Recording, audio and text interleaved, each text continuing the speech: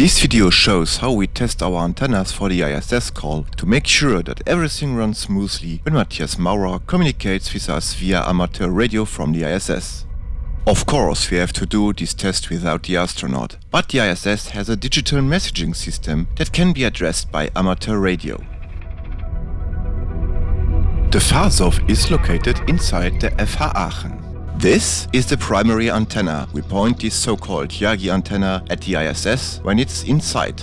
Next to it we have a helix antenna as a secondary system if the primary system fails. First we send an SMS-like message from our ground station to the ISS. If everything goes smoothly, the ISS picks up this message and beams it back to Earth. To test that this process works, we pick up the radio signal from a ground station in Gunhilly, England. And then we look if this text message can be decoded correctly. If this is the case, the test was successful. However, due to the curvature of the Earth, we have to wait until the ISS has visual contact with both ground stations. So, from our ground station's perspective, we have to wait until the ISS rises above the horizon.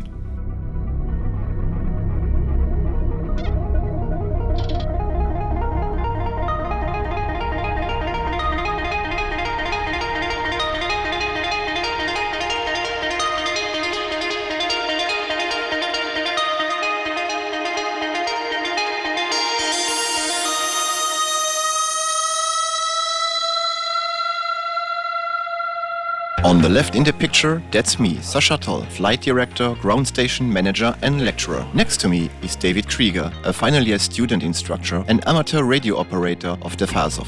The ISS is now in the range of both ground stations. We are now getting ready to send the digital messages to the ISS. Our Yagi antenna is positioned and will track the ISS during the entire flyover. The transmit button is pressed and the message is received via the Gunhilly radio receiver. We check in real time if the message arrives there correctly.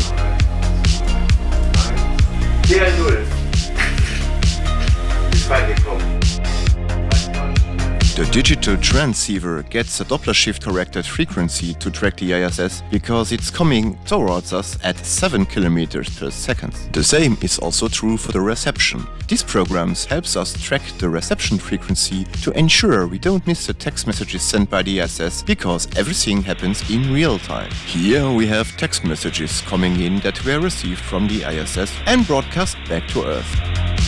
There's a point to all this too. For the amateur radio operator community, the ISS extends the range for sending messages many times over. We did this test about 10 times at different stages of the flyover, sometimes at the beginning of the pass, or at the middle or at the end, to create a profile of our antenna's transmit and receive capabilities.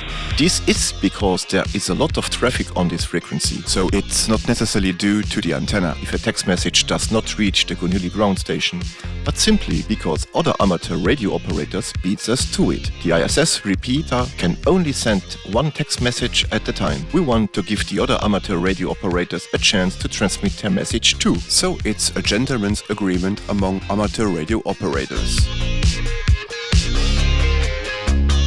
Above left, you can see the app we use to send messages to the ISS.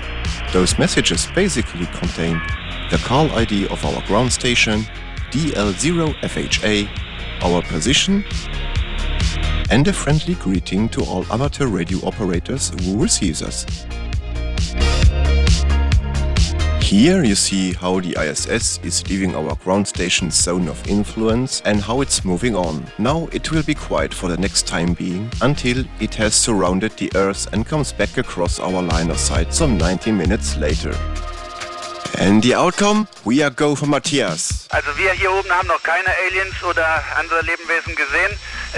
Ich bin jetzt Astronaut Nummer 600 im Weltall. Das heißt, ich habe noch nicht mit allen Menschen, die vor mir im All waren, sprechen können.